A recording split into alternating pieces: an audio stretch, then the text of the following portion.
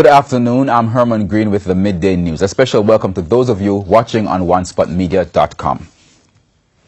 Representatives of the Jamaica Teachers Association, JTA, are now at the Ministry of Finance for another round of wage negotiations. The parties were sent back to the negotiating table to find a solution to the issues which resulted in 3 days of industrial action by public sector teachers this week. The teachers have rejected the 16% wage offer over 4 years. In addition to higher base salaries, they are pushing for an increase of $60,000 in their book and software allowance. However, the government has said it cannot afford to grant either request. An audit carried out by the Auditor General's Department has uncovered irregularities in the Ministry of Labour and Social Security's rehabilitation program. With the discovery, the ministry says it has started to revamp several of its procedures and internal practices. In the audit report, which was tabled last week in the House of Representatives, the Auditor General found that an accounting clerk in the ministry channeled $1.7 million from the rehabilitation program to her husband, mother, 6 siblings, and a friend. The accounting clerk was responsible for preparing the payment advice listing at the Public Assistance Department. This has led to criminal investigations being launched by the Major Organized Crime and Anti-Corruption Agency, MOCA. Permanent Secretary in the Ministry, Colette Roberts-Risdon, last night gave TVJ News an update on the developments. We're now looking at the establishment of a special IT program which would help us to monitor more closely the persons who receive this grant. And one of the things we are looking at in the ministry, even though we have an internal audit unit, where we are looking at how do we implement or have a risk management unit dedicated in the ministry that can become or help to become our eyes and ears for helping to monitor what happens in the payment or the operations of a number of our programs. The rehabilitation program was established to provide emergency grants to the poorest of Jamaicans. Residents living in Green Acres, Spanish Town, St. Catherine now have a new police station. The station was created based on data indicating that criminal activities in the area escalated over the last 2 years. Commander in charge of Area 5, Assistant Commissioner of Police Derek Knight, says in 2016 and 2017, the area recorded 2 murders each year. There were also 5 cases of robberies in 2016 and 3 in 2017. 2 shooting incidents were also recorded in 2016, but there was a reduction in 2017 with 1. 6 break-ins in 2016, 2 last year. Rapes, 2 2016, 1 last year. With that, he says the station was well needed. The station was also given a police vehicle. National Security Minister Robert Montague, who was present at the opening on Thursday, urged community members to play a greater role in reporting incidents when they see them in the community. The Spanish Town Hospital in St. Catherine recently received 2 stretchers courtesy of the St. Catherine and Portmore Municipal Corporations. Mayor of Spanish Town, Norman Scott, said that the hospital was in dire need of stretchers. All of this came out of that tour that both Mayor Thomas and myself did last year when our colleague, former Councillor Michael Edwards, passed off. And there were so many things saying about the Spanish Town Hospital. We decided to do a tour, and coming out of the tour, we have done some things, and this is also part of that continuation to ensure that the hospital gets the kind of equipment that is going to give the kind of services to the people of both Spanish Town, St. Catherine, and its surround. I don't want to rehash the story, but it was mentioned all over the place that when our colleague passed off, his corpse was put on the floor. And so it is coming out of that, we decided that we are going to be trying to find equipment to bring the kind of service at the hospital. Meanwhile, the hospital CEO, Wayne Franklin, said the stretchers will greatly assist the institution in its operations. It's a great need and it's greatly appreciated. And it's heartwarming to see the council coming on board to help the organization move forward, also to meet the needs of the persons of St. Catherine. So it's greatly appreciated. There were chaotic scenes in the Santa Cruz market Friday morning after vendors who came to sell in the market saw their stalls and goods destroyed. This as action was taken by the St. Elizabeth Municipal Corporation as part of their clampdown on illegal vending. Burnt stalls, handcarts and destroyed goods was the sight in the Santa Cruz market in St. Elizabeth after the St. Elizabeth Municipal Council Police went through the market and destroyed all items found in violation of the market's policies. However, vendors say they are upset because they were not given a warning before these actions were taken. You can't mash up the people them stall and give them no notice. The market manager tell me when I say we push the car them in at the market and then the Sunday morning the car them mash up. You think that is right? You understand me? Throw off the bag of yam off of the car. People gone with the bag of yam. Nobody know and them mash up the car.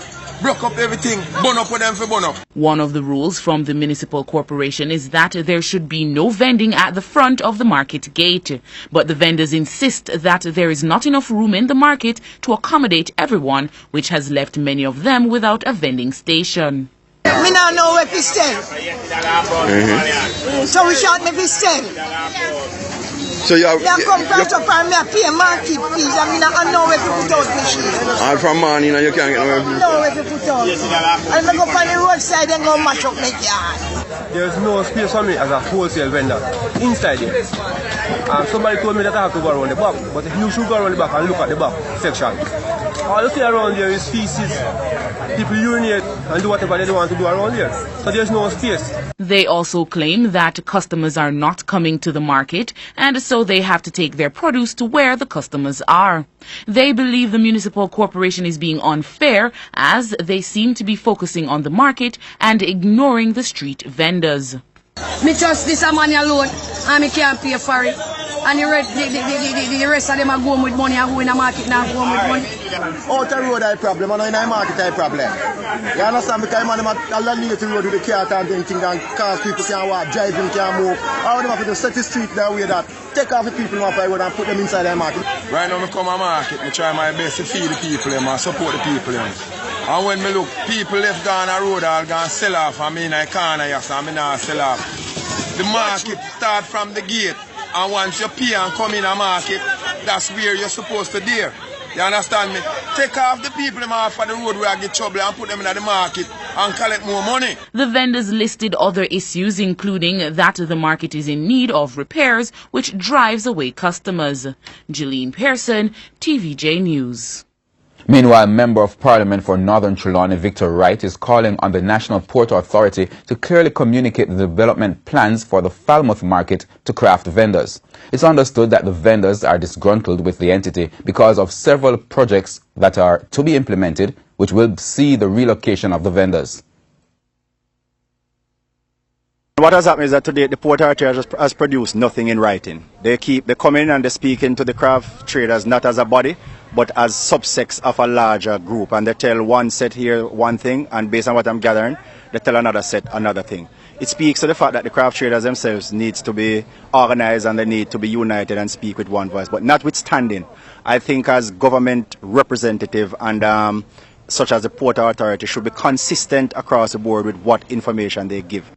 He added that the vendors have been very cooperative with the entity despite the current issues, including an ongoing sewage problem. The vendors say they were told by the entity to relocate by this morning, despite several uncertainties. Them don't give no prices for the building them where we are going all now, and we need that. And we have some open space where them say them lock up 8 and them have 16 that open, and we don't know how or when we're going over there. And then when rain fall, everything wet up. We register our shop, and we don't have a shop. They say for register, we don't have no shop. So we just do what they say to done. Now, over there, they say they have 24 shop. 24 shop, then say they have ready, okay? So right now it's 24. So it's 31 people. So you have 7 people that will have no shop. You understand? We don't know where those 7 people gonna be. There's outrage from business operators and residents in Lightbody St. James as a broken National Water Commission NWC sewer main has been causing havoc in that community. Business operators say they have been complaining about the issue for almost a month. Speaking with TVJ News recently, the operators said the NWC addressed the situation a number of times with temporary fixes, but that's not enough. They say the raw sewage is costing their businesses. It has affected me adversely because no one actually wants to step over sewage water to come and buy liquor or any soft drinks. Why it affected my health first, but business customers not staying because of the scent. It's raw sewage running. It's not good at all for business. Not for our health either. Very bad. The residents say they are now tired of dealing with the sewage. You have them at least twice a week for the past 3 weeks now. But each time they come and clean it, it stops for a day and then the next day it come back again. So I don't know, they need to do something different. I would love the situation to be remedied and would love to get it fixed permanently because it's not the first that this has happened. Water Commission, you need to do something, please. And it's time now for our Fact or Fiction feature.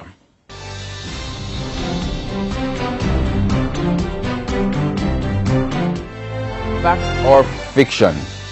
The parish of Trelawney was named after Sir William Trelawney, a former British politician and colonial administrator. Find out the answer at the end of the sports segment of the Midday News.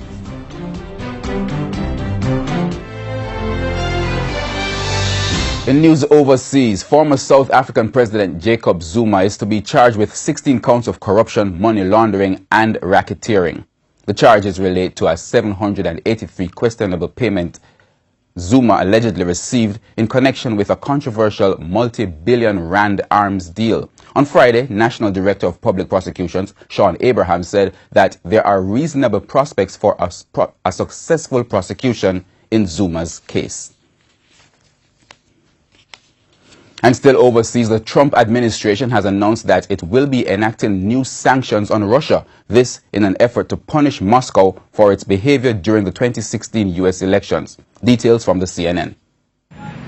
Tonight, the Trump administration acknowledging that Russia meddled in the 2016 election, interference that the president has repeatedly questioned, and taking its toughest action yet, enacting sanctions on Moscow to finally meet a congressional mandate to impose the penalties. Among the Russian targets on the list, all 13 people and 3 entities indicted by special counsel Robert Mueller last month for interference in the election, including this man, Yevgeny Prigozhin, who has deep ties to Russian President Vladimir Putin. Also sanctioned the company that Prigozhin financially backs, the Internet Research Agency, a Russian troll farm that produced divisive political posts on American social media platforms to incite discord during the campaign. Trump initially resisted the sanctions, signing them into law only in the face of veto-proof majorities in both houses. At the time, he lashed out at lawmakers on Twitter.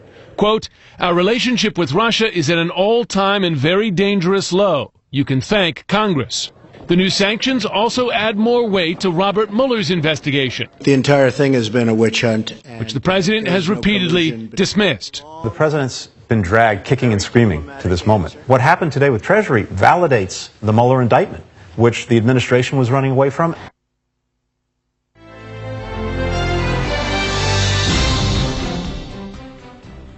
And finally this afternoon, the answer to our Fact or Fiction feature. We asked, fact or fiction?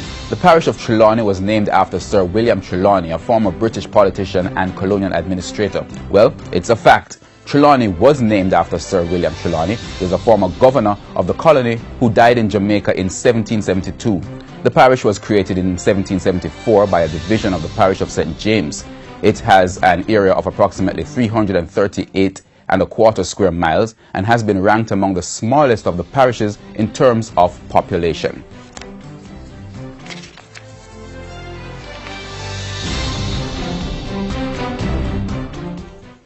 And that wraps up the Midday News. I'm Herman Green. Join us at 7 for the primetime news package. On behalf of the news, sports and production teams, good afternoon.